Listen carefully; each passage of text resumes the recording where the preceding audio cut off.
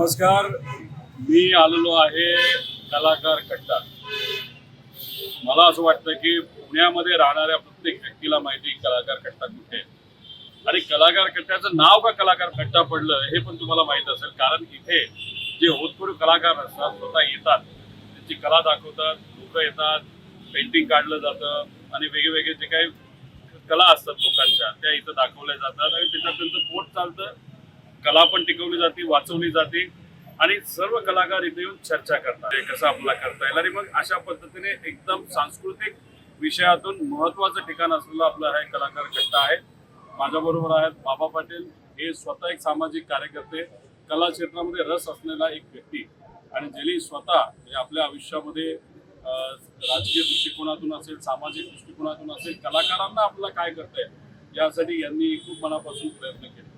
आता मी इथं आलो कशासाठी, एक तर हा विषय म्हणजे इथे हा कलाकार कट्टा जो आहे तो काढण्याचा विचार सरकारमध्ये नाही तर या महानगरपालिकेमध्ये असणारे काही अधिकारी आणि काही ठराविक राजकीय लोक करत आहेत. आता तुम्ही काढणार का, तर त्याला काहीतरी कारण असावं लागतं. ट्रॅफिकचं कारण असू शकतं ना, ते इतर काही गोष्टी.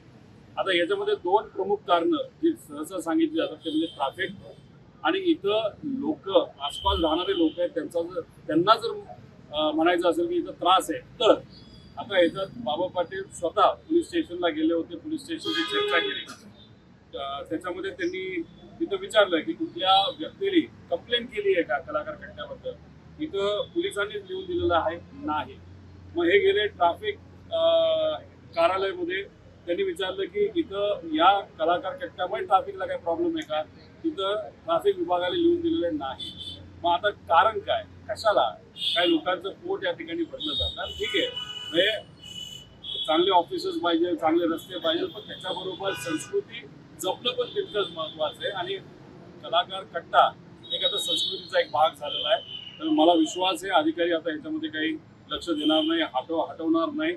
आणि जर चुकून या वास्तूला हात लावला गेला तर इथं हजारो लोक येतील आणि जो व्यक्ती हा कलाकार कट्टा हलवण्याचा प्रयत्न करतो ते त्यांना महागात पडेल.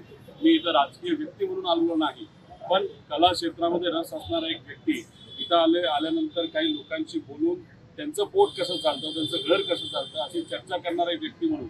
त्यामुळे कृपा करून कुठला अधिकारी याच्यामध्ये लक्ष घालत असेल तर घालू नये. आम्ही सर्वजण सामाजिक दृष्टिकोनातून, राजकीय दृष्टिकोनातून नाही. इथं या कलाकार कट्ट्याला कुणीही हात लावत असेल तर हा टिकावा, ही वास्तू टिकावी यासाठी इथं असणाऱ्या इतर सामाजिक कार्यकर्ते आणि कलाकारांबरोबर खांद्याला खांदा लढा, या त्यांचा जो कुठला लढा असेल तर आम्ही सुद्धा त्याच्यामध्ये असू, एवढंच या ठिकाणी सांगतो.